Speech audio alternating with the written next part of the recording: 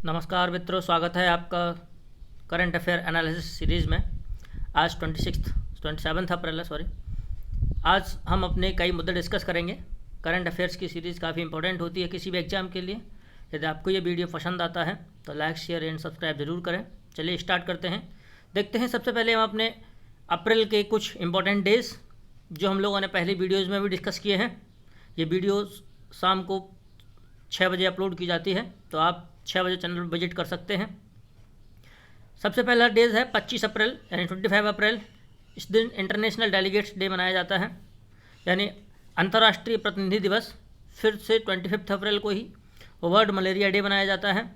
26 अप्रैल को international Chernobyl disaster remembrance day मनाया जाता है, यानी कि अंतर्राष्ट्रीय चेरनोबिल आपदा यादगार दिवस। यानी कि 1986 में 1986 में यूक्रेन के चेरनोबिल नाम के स्थान पर यहाँ एक न्यूक्लियर एक्सीडेंट हुआ था।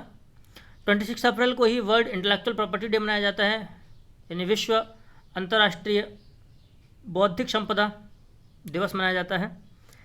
28 अप्रैल को world day for safety and health at work. And 30 अप्रैल को यानी 30 अप्रैल को इंटरनेशनल जाज डे मनाया जाता है। जाज एक यूएसए का एक म्यूजिक है। अब बात करते हैं सेंट्रल विजिलेंस कमिश्नर पर, यानी केंद्रीय सतर्कता आयुक्त। ठीक है, हाल ही में क्या हुआ है कि हरियाणा कैडर के एक आईएएस अधिकारी थे जिनका नाम था संजय कोठारी। उन संजय कोठारी को केंद्रीय सतर्कता आयुक्त राष्ट्रपति के द्वारा नियुक्त किया गया है, सेंट्रल विजिलेंस कमिश्नर के रूप में नियुक्त किया गया है। तो चर्चा का विषय बन जाता है कि सेंट्रल विजिलेंस कमिश्नर क्या है और कमीशन क्या होता है, ये कहाँ काम करते हैं। तो संजय कोठारी को जो है वो सेंट्रल विजिलेंस कमिश्नर बनाया गया है, जो सेंट्रल विजिलेंस कमीशन यानी सीवीसी के मुख्य अधिकारी होते हैं। ऐसे समझ सकते हैं हम, यहाँ से ईआर को हटा दो तो कमीशन बचेगा सिर्फ। तो सेंट्रल विजिलेंस कमीशन को 1964 में स्थापित किया गया था, सबसे पहले 1964 में। यानी केंद्रीय सतर्कता आयोग को 1964 में स्थापित किया गया था। सिफारिश की थी केशंथानम कमेटी ने, और इस समिति का आधिकारिक जो नाम था वो था committee on prevention of corruption, यानी कि भ्रष्टाचार निवारण समिति इसका आधिकारिक नाम था, जिसकी अध्यक्षता केशंथानम जी ने की थी। और 1964 में उन्हीं की सिफारिश पर सेंट्रल विजिलेंस कमीशन यानी सीवीसी को स्थापित किया गया था। ठीक है, अब देखते हैं इसका स्टेटस क्या है। तो स्टेटस ये क्या है, ये एक स्टैच्यूटरी बॉडी है। स्टैच्यूटरी बॉडी का मतलब होता है कि एक ऐसी बॉडी है जो पार्लियामेंट के एक्ट के तहत बनाई गई है, संसद के अधिनियम के तहत बनाई गई है। एक्चुअल में क्या था कि जब सेंट्रल विजिलेंस कमीशन जब स्थापित किया गया था 1964 में, तब ये स्टैच्यूटरी बॉडी नहीं था, क्योंकि तब इसे एग्जीक्यूटिव के प्रपोजल पर बनाया गया था, कार्यकारी प्रस्ताव से बना दिया गया था, संसद के अधिनियम द्वारा नहीं बनाया गया था।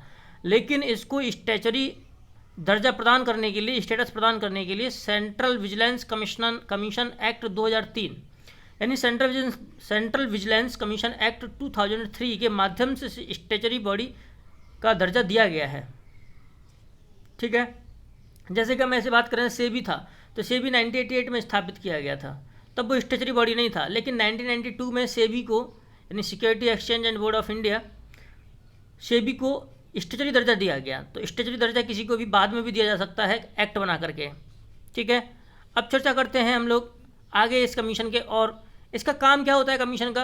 तो कमीशन का काम जो होता है वो है कि प्रिवेंशन ऑफ करप्शन एक्ट 1988 यानी भ्रष्टाचार निवारण अधिनियम 1988, इस अधिनियम के तहत यदि कोई अपराध करता है, कौन, विशेषकर सेंट्रल गवर्नमेंट का कर्मचारी यानी सेंट्रल गवर्नमेंट का जो एम्प्लॉय होगा, यदि वो कोई अपराध करता है तो उसको प्रिवेंशन यानी पीसीए बोलते हैं इसे, प्रिवेंशन ऑफ करप्शन एक्ट 1988। इस 1988 के तहत यदि कोई अपराध करता है तो इस अपराध का जांच करता है, कौन करता है, सीवीसी, सेंट्रल विजिलेंस कमीशन। ठीक है, अब इसमें कौन कौन होता है ये देख लेते हैं, होता कौन कौन है। तो इसके कंपोजिशन में ध्यान रखने वाली बात यह है कि इसमें सिर्फ 3 ही लोग होते हैं, जिनमें से एक चेयरमैन होता है और दूसरा, एक चेयरमैन होता है तो दूसरा मेंबर होता है, 2 मेंबर होते हैं इसमें। जैसे एक चेयरपर्सन, ठीक है, और कहा गया है not more than 2 vigilance commissioner यानी एज ए मेंबर। तो 2 से ज़्यादा मेंबर्स के रूप में व्यक्ति नहीं होंगे, चेयरपर्सन, एक चेयरपर्सन होगा, एक तो वो हो गया, नॉट मोर देन 2 मेंबर्स। ठीक है, अब किसको क्या कहते हैं, जो चेयरपर्सन होता है सीवीसी का उसको सेंट्रल विजिलेंस कमिश्नर बोलते हैं, सीवीसी ही बोलते हैं, सेंट्रल विजिलेंस कमिश्नर बोलेंगे लेकिन। ठीक है, और 2 जो मेंबर होते हैं उनको सिंपली विजिलेंस कमिश्नर बोलते हैं। अंतर क्या है, हैं दोनों ही विजिलेंस, क्योंकि विजिलेंस कमिश्नर के हैं दोनों ही, लेकिन जो चीफ होता है उसको सेंट्रल बोलते हैं, सेंट्रल विजिलेंस कमिश्नर, जबकि जो मेंबर होते हैं उनको सिंपली विजिलेंस कमिश्नर ही बोलते हैं। ये बात ध्यान रखने वाली है। आगे इनको अपॉइंट कौन करता है, तो अपॉइंट करता है इनको प्रेसिडेंट, लेकिन प्रेसिडेंट एक कमेटी की सिफारिश पर अपॉइंट करता है। वो कमेटी कौन सी है, उस कमेटी में 3 मेंबर होते हैं। एक कौन होता है, एक तो प्राइम मिनिस्टर होता है, एज ए चेयरमैन काम करता है उस कमेटी का, चेयरमैन प्राइम मिनिस्टर होता है। उसके बाद होम मिनिस्टर होता है यानी गृह मंत्री, वो उस कमेटी का मेंबर होता है। और the leader of the opposition in Lok Sabha, और लोकसभा में जो विपक्ष का नेता होता है वो, यानी इन 3 व्यक्तियों को मिलाकर के ये कमेटी बनती है, और ये कमेटी सिफारिश करती है राष्ट्रपति को, तब राष्ट्रपति नियुक्त करता है। तो इस कमेटी ने संजय कोठारी को रिकमेंड किया था कि इनको सीबीसी बनाया जाए, इसलिए राष्ट्रपति ने उनको सीबीसी बनाया है। अब इनका कार्यकाल कितना होता है, तो चाहे तो चेयरपर्सन हो सीबीसी का, चाहे कोई मेंबर हो, कोई भी हो, उनका कार्यकाल 4 वर्ष। ये बात बहुत ध्यान रखने वाली है, या तो जनरली लोगों का 5-6 रहता है, लेकिन इसका 4 है, और एकमात्र ऐसी बॉडी है जिसका 4 है अभी तक। ठीक है, तो इसके जो मेंबर या चेयरपर्सन होते हैं उनका जो कार्यकाल होता है वो तो 4 वर्ष तक होता है, या फिर तब तक होता है जब तक वो 65 वर्ष की एज अटेम्प्ट ना कर लें। ठीक है, यानी जो भी पहले होगा, यदि 4 साल उसने काम कर लिया तो भी रिटायर हो जाएगा, यदि 4 साल हुए नहीं हैं और 65 साल का उससे पहले हो गया तो भी वो रिटायर हो जाएगा, चाहे वो मेंबर हो चाहे वो चेयरपर्सन हो, दोनों के लिए एक ही कार्यकाल है। ये बात ध्यान रखने वाली है। आगे देखते हैं रोहतांग पास। रोहतांग पास खबरों में क्यों है, तो रोहतांग पास खबरों में होने का कारण क्या है वो हम लोग बाद में चर्चा करते हैं, लेकिन सबसे पहले हम लोग ये समझते हैं कि रोहतांग दर्रा है कहाँ। तो जो रोहतांग दर्रा है वो हिमालय की पीरपंजाल की पहाड़ियों में है और हिमाचल प्रदेश में पड़ता है। ठीक है, अगर शॉर्ट में कहें, अगर स्पेसिफिकली, तो जो हिमालय होता है उसी हिमाचल हिमालय में एक पीरपंजाल श्रेणी है, उस पीरपंजाल श्रेणी में रोहतांग दर्रा पड़ता है। रोहतांग दर्रा के अलावा और भी कई दर्रे हैं, लेकिन पहले हम लोग रोहतांग दर्रे की चर्चा करते हैं। ये जो रोहतांग दर्रा है वो 2 चीज़ों को जोड़ता है। कौन कौन है, एक कुल्लू वैली को लाहौल और स्पीति वैली से जोड़ता है, यानी कुल्लू घाटी को लाहौल और स्पीति घाटी से जोड़ता है। ठीक है, और यहीं इस रोहतांग दर्रे के पश्चिम से वेस्ट ऑफ द रोहतांग पास एक नदी निकलती है, इसका नाम है रावी नदी की निकलती है। इस रोहतांग दर्रे में ही एक चीज़ काम की क्या है, वो ये है कि यहाँ विश्व की सबसे लॉन्गेस्ट टनल बनाई जा रही है, यानी एक अंदर ही अंदर एक गुफा बनाई जा रही है पास होने के लिए, जिसकी लंबाई है 8.8 किलोमीटर। इस लंबाई को ज़रूर आप थोड़ा ध्यान में रखें, क्योंकि कई बार छोटे छोटे कमीशन होते हैं वो पूछ लेते हैं। एक बार यूपीपीसीएस में ऐसा ही एक सवाल पूछा गया था कि बताओ उस पुल की लंबाई कितनी है। ठीक है, वो करंट में था, तो ये भी करंट में है। ये रोहतांग पास में विश्व की सबसे लंबी टनल बनाई जा रही है, वर्ल्ड लॉन्गेस्ट टनल।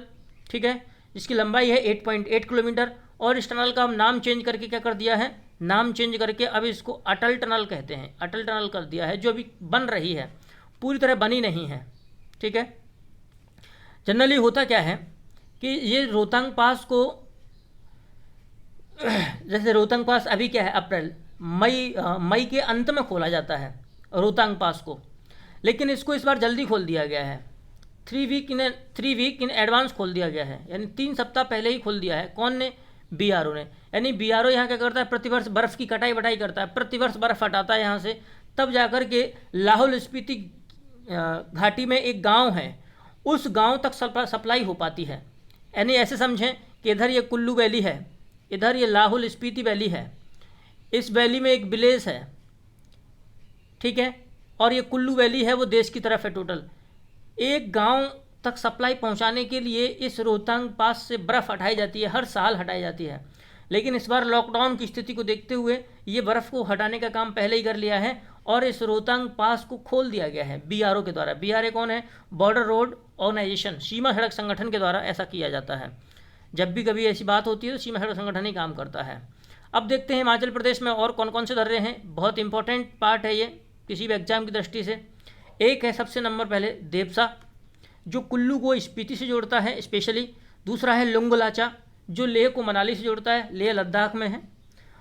तीसरा है बारालाचा, बारालाचा लेह को मंडी से जोड़ता है और मंडी लाहौल घाटी में है। चौथा है सिपकिला, सिपकिला शिमला को तिब्बत से जोड़ता है और इसी सिपकिला दर्रे से सतलज नदी निकलती है। सतलज नदी निकलती नहीं है बल्कि सतलज नदी यहाँ से बह के आती है इसमें से। और सिपकिला दर्रा शिमला और तिब्बत को जोड़ता ही है, साथ ही इंडिया और चाइना के बीच में एक बेहतरीन ट्रेड रूट भी है, यानी इंडिया और चाइना के बीच में एक ट्रेड रूट भी प्रदान करता है। कौन? सिपकिला दर्रा। तो आप लोग इससे ध्यान रखें, बिल्कुल भी भूलना नहीं है। ऐसे हम लोग एक अगर इनमें से 3 याद रखने हों या 5 याद रखने होते हम हमारे पास एक ट्रिक बोल सकते हैं, सिरोबा देलू। सेरोबा यानी सिपकिला, रो से रोहतांग, बा से बारालाचा, दे से देवसा, लू से लुंगलाचा, यानी सिरोबा देलू। ये हम लोग ट्रिक के याद रख सकते हैं। हिमाचल प्रदेश में ये प्रमुख दर्रे हैं जो हर एग्जाम में अक्सर पूछे जाते हैं। ठीक है, अब बात करते हैं हाल ही में क्या हुआ है कि नासा ने एक वेंटिलेटर बनाया है। वेंटिलेटर क्या होता है? जब भी किसी व्यक्ति को सांस लेने में कोई प्रॉब्लम होती है तो वो मशीन जो उसके अंदर ऑक्सीजन फोर्सफुली भेजती है, यानी ज़बरदस्ती ऑक्सीजन भेजी जाती है आपके हार्ट के लिए जिससे कि आप जीवित रह पाएँ, तो वो वेंटिलेटर कहलाता है। नासा ने क्या किया है कि अभी जो कोविड-19 पैंडेमिक है, यानी कोविड-19 जो महामारी है, इस महामारी के कारण जो वेंटिलेटर हैं उनकी सप्लाई बहुत कम हो गई है। सप्लाई काफ़ी कम हो गई, तो सप्लाई को मेंटेन रखने के लिए विशेषकर ऐसे लोगों के लिए जिनमें माइल्डर सिम्टम्स हैं, माइल्डर सिम्टम्स का मतलब होता है बहुत हल्के सिम्टम्स हैं, तो जिनके अंदर बहुत माइल्डर सिम्टम्स हैं उनके लिए भी अगर बाई चांस वेंटिलेटर की आवश्यकता पड़ जाती है तो ऐसी स्थिति को हैंडल करने के लिए नासा ने एक बहुत ही हल्का, बहुत कम कीमत पर और जल्दी तैयार होने वाला वेंटिलेटर बनाया है। और उसी वेंटिलेटर का नाम है वाइटल। क्या नाम है? वाइटल। वाइटल की फुल फॉर्म क्या है, ज़रा एक बार देखें। Ventilator intervention technology accessible locally, यानी ये ऐसा वेंटिलेटर है जिसे लोकली तैयार किया जा सकता है। अब एक दिक्कत ये हो रही है कि वेंटिलेटर को लेकर के इतना हल्ला क्यों हो रहा है? हल्ला इसलिए हो रहा है क्योंकि जो कोविड-19 पैंडेमिक के कारण वेंटिलेटर में जो पार्ट लगते हैं, जो उसके जो ऑर्गन्स होते हैं बनाने के लिए, जो इंस्ट्रूमेंट चाहिए या फिर सामान चाहिए होता है, उसके लिए वो उपलब्ध ही नहीं हो पा रहा है क्योंकि वो फैक्ट्री में बन ही नहीं रहा है। तो कुछ ही सामान बचा हुआ है, तो उसी कुछ ही सामान का उपयोग करके इस वाइटल नाम के वेंटिलेटर को नासा के द्वारा तैयार किया गया है और कहा जा रहा है कि बहुत ही जल्दी से, यानी इसे फास्टर बनाया जा सकता है और मेंटेन्ड मोर इजीली, यानी आसानी से इसे रखा भी जा सकता है, तो कोई प्रॉब्लम नहीं होगी। आसानी से हम कोविड-19 पैंडेमिक से जो मरीज़ जूझ रहे हैं उनको बचा सकते हैं। अब एक ही बहुत इंटरेस्टिंग सवाल आ गया। इंटरेस्टिंग सवाल ये है, वो है जूनोटिक डिजीज़। जूनोटिक डिजीज़ कोविड-19 जो पैंडेमिक है, पैंडेमिक का मतलब होता है महामारी। ठीक है, कोरोना कोई बीमारी का नाम नहीं है, कोरोना कुछ नहीं है।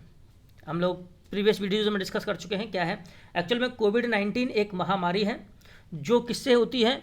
जो SARS-CoV-2 नाम के वायरस से होती है। SARS-CoV-2 नाम के वायरस से होती है, यानी severe acute respiratory syndrome corona virus 2, यानी इससे पहले एक और वायरस आया था कोरोना वायरस करके ही।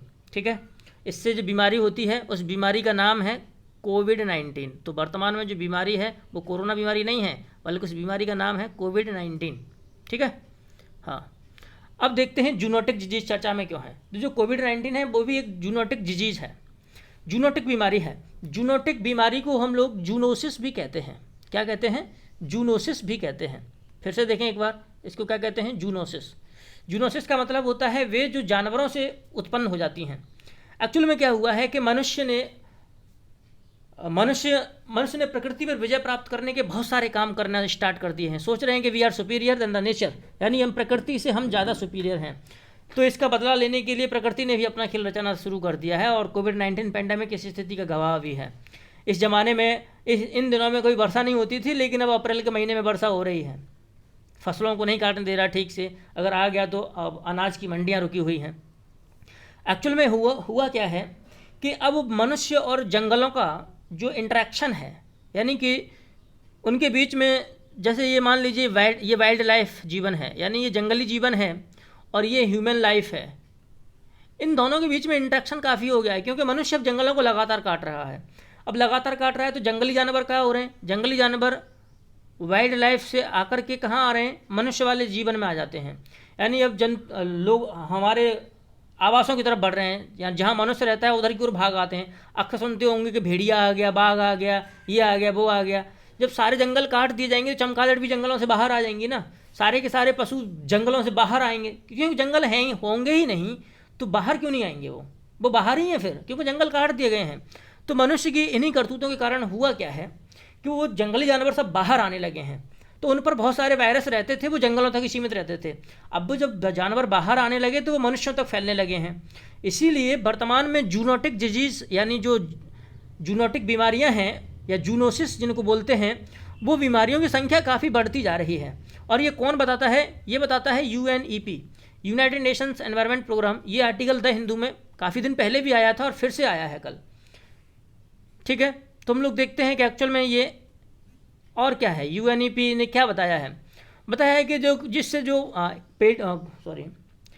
जो कोविड-19 पेंडेमिक है, इस कोविड-19 पेंडेमिक से पहले जितनी बीमारियां हुई, जैसे कि एबोला है, बर्ड फ्लू है, मर्स है, रिफ्ट वैली फीवर है, सार्स है, यानी ये सार्स है ना, यही कोरोना से हुआ था पहले, तो उसको पहले हमने फर्स्ट नाम नहीं दिया था। अब जो अब कोविड-19 नाम की जो बीमारी हुई है उसको SARS-CoV-2 नाम का वायरस नाम दे दिया है। ठीक है, यानी एबोला हुआ, बर्ड फ्लू हुआ, मर्स हुआ, रिफ्ट वैली फीवर हुआ, सार्स हुआ, वेस्ट नाइल वायरस हुआ, जीका वायरस हुआ, कोविड-19, ये सब की सब बीमारियां जूनोसिस हैं। इस बात को UPSC वाले तैयारी करने वाले बहुत ध्यान रखें। कभी भी ऑप्शन में पूछा जा सकता है कि निम्नलिखित में से कौन सी बीमारियां जूनोटिक हैं या जूनोसिस हैं। ठीक है, तो डरना नहीं है, बिल्कुल इनको याद रखना है। अब बात करते हैं कि UNEP ने बात आई है ये बात, तो UNEP क्या है। तो UNEP की फुल फॉर्म है यूनाइटेड नेशंस एनवायरनमेंट प्रोग्राम। ठीक है, कभी कभी इसका हेडक्वार्टर पूछा जाता है, बहुत इंपॉर्टेंट। तो हेडक्वार्टर इसका केन्या की राजधानी नैरोबी में है। केन्या अफ्रीकी देश है एक। UNEP की स्थापना की गई थी, तो स्थापना इसकी हुई थी 5 जून 1972, और इसी स्थापना के याद बनाने के लिए 5 जून 1973 से, ध्यान रखें 1973 से पर्यावरण दिवस प्रतिवर्ष 5 जून को मनाया जाता है।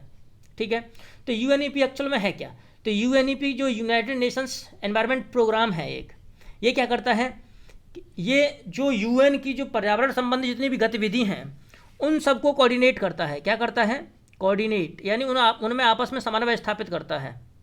और क्या करता है, और जो डेवलपिंग कंट्रीज़ हैं, यानी जो डेवलपिंग कंट्रीज़ हैं, जो विकासशील देश हैं, उनके यहाँ जो पर्यावरण से संबंधित नीतियाँ हैं उनको इम्प्लीमेंट कराने में, यानी लागू कराने में भी सहायता करता है। कौन, UNEP। तो समझ में आया UNEP कौन है। स्थापित कब किया गया, स्थापित किया गया था 5 जून 1972, बता ही चुके हैं। और इसी दिन को याद करने के लिए 5 जून 1973 से लगातार पर्यावरण दिवस मनाया जाता है 5 जून को। इसका हेडक्वार्टर केन्या नैरोबी में, यानी नैरोबी है केन्या की राजधानी। एक्चुअल में इसे स्थापित क्यों किया गया था, स्थापित करने के पीछे एक बहुत बड़ा राज क्या है। एक व्यक्ति था जिसका नाम था मॉरिस स्ट्रॉन्ग। ये मॉरिस स्ट्रॉन्ग एक कनाडा का बिजनेसमैन था और मानव हितैषी था। तो 1972 में एक बैठक हुई थी, एक कॉन्फ्रेंस हुई थी स्टॉकहोम में, स्वीडन की राजधानी स्टॉकहोम। ठीक है, 1972 में ही। तो 1972 में एक स्टॉकहोम कॉन्फ्रेंस हुई। उस कॉन्फ्रेंस का जो ऑफिशियल नेम था, आधिकारिक नाम था, वो था United Nations conference on human environment, यानी कि मानवीय पर्यावरण पर संयुक्त राष्ट्र एक सम्मेलन हुआ था 1972 में स्टॉकहोम में। तब ये विचार आया कि पर्यावरणीय क्षरण को रोकने के लिए किसी एक प्रोग्राम की आवश्यकता है, तो इसलिए इस UNEP को स्थापित किया गया था। इसका नाम क्या है UNEP का, यूनाइटेड नेशंस एनवायरमेंटल प्रोग्राम। ठीक है, बात समझ में आई होगी, उम्मीद है। इसकी फंडिंग कैसे होती है, तो फंडिंग इसके लिए वॉलेंट्री है, यानी कोई भी अपना स्वैच्छिक दान दे सकता है, अलग से इसकी कोई फंडिंग नहीं की जाती है। ठीक है, अब देखते हैं अभी अभी क्या हुआ है कि ट्रंप ने एक बहुत बड़ा मजाक कर दिया। ट्रंप हमेशा खबरों में रहता है। ट्रंप ने मजाक क्या किया, ट्रंप ने कहा कि अगर जो डिसइंफेक्टेंट्स होते हैं, यानी जो रोगाणुरोधी जो तरल पदार्थ होते हैं या कुछ भी हो, जैसे कि बोल रहे हैं क्या, हम किससे हाथ धोते हैं, जिससे भी हाथ धोते हों। ठीक है, आजकल सैनिटाइज़र। तो सैनिटाइज़र क्या है? सैनिटाइज़र डिसइंफेक्टेंट्स है, ठीक है। यानी वो डिस माने ना और इन्फेक्ट माने इन्फेक्शन ना हो, यानी जिससे इन्फेक्शन ना होता है उसको बोलते हैं डिसइंफेक्टेंट्स। तो अभी अभी ट्रंप ने क्या किया था, 1-2 दिन पहले ट्रंप ने एक कमेंट कर दी थी। कमेंट क्या कर दी थी कि यदि डिसइंफेक्टेंट से अगर रोगाणु मर जाते हैं तो लोगों को डिसइंफेक्टेंट पी लेना चाहिए। तो ट्रंप ने क्या किया कि ये कमेंट कर दी कि लोगों को डिसइंफेक्टेंट पी लेना चाहिए, यानी सैनिटाइजर पी जाओ सब लोग। अब इस चक्कर में क्या हुआ, इस चक्कर में ये हुआ, आप देखो कि पढ़े लिखे कितने बेवकूफ़ हो सकते हैं। इस चक्कर में हुआ ये कि न्यूयॉर्क में सबसे ज़्यादा केस आ रहे हैं इस कोरोना वायरस से चलते। तो न्यूयॉर्क के लोगों ने क्या किया कि जिन उनके घर में जो भी क्लीनर था, यानी फर्श क्लीन करने वाला या ब्लीचिंग पाउडर था, जो भी था वो सब, या फिर जो सैनिटाइजर था वो सब लोगों ने पीना स्टार्ट कर दिया। अब इससे क्या हुआ, उससे लोगों को नुकसान हो गया, लोगों को नुकसान हुआ, लोग बीमार होने लगे। अब फिर बाद में ट्रंप से कहा गया कि आपने ऐसा क्यों कहा देशवासियों से। तो ट्रंप ने तो मजाक के लहजे में कह दिया, क्या कह दिया, मैं तो भैया सार्कास्टिकली बात कर रहा था, मतलब मैं मजाक कर रहा था, मुझे क्या पता था कि सब लोग पीने लगेंगे, तो मजाक कर रहा था। तो ऐसी मजाक नहीं करना चाहिए एक्चुअल में, कि लोग जो दूसरे लोगों की जान तक ले लें, ठीक है। फिर उसके बाद क्या हुआ कि ट्रंप से पूछा गया तो ट्रंप अपनी बात से पलट गए, और एक्चुअल में जो डिटॉल है या लाइजॉल है, ये क्लीनर हैं, जो फर्श को हम लोग क्लीन करते हैं या जो कुछ भी हम क्लीन करते हैं, डिटॉल और लाइजॉल प्रमुख रूप से हैं, ठीक है। बाद में देखा गया कि इनमें बहुत ही जो हानिकारक पदार्थ होते हैं और ये टॉक्सिक श्रेणी में आते हैं, जहरीली श्रेणी में आते हैं। लाइजॉल नाम का जो घोल है या डिसइंफेक्टेंट है, वो अपने उस पर लिखता है एडवर्टाइज पे ही कि एक्सटर्नल यूज़ ओनली, यानी ये बॉडी में नहीं लिया जा सकता, बॉडी के अंदर ना इंजेक्ट करो ना ही इसे पियो, ठीक है। ये सिर्फ एक्सटर्नल यूज़ ओनली है, और इसे मनुष्य के लिए तो बिल्कुल भी यूज नहीं किया जा सकता, मनुष्य अपनी त्वचा पे भी नहीं लगा सकता। ऐसा इसलिए नहीं कर सकता क्योंकि एक्चुअल में इनमें होता क्या है, इनमें होता है एक BAC, यानी बेंज एल्कोनियम क्लोराइड। क्या होता है? BAC, बेंज एल्कोनियम क्लोराइड, ठीक है। इसमें ये BAC होता है, और ये जो BAC होता है वो मनुष्य की स्किन के लिए या तो इरिटेंट का काम करता है, यानी आपको खुजली होने लगेगी, या फिर आपको एलर्जी हो जाएगी, स्किन को फफोले पड़ सकते हैं। तो बहुत ही खतरनाक मामला था, लेकिन ट्रंप ने मजाक में सब मामला गड़बड़ कर दिया। इसलिए मजाक उतनी ही करो जितनी लोग सह पाएँ। तो चलिए, आज के इस करंट के लेक्चर में आपके लिए इतना ही है। कल फिर मिलते हैं आपसे फिक्स 6 बजे वीडियो के साथ। तब तक के लिए आप लोग पढ़ते रहिए, बीमारी से खुद को बचाते रहिए। आपका बहुत बहुत धन्यवाद। जय हिंद।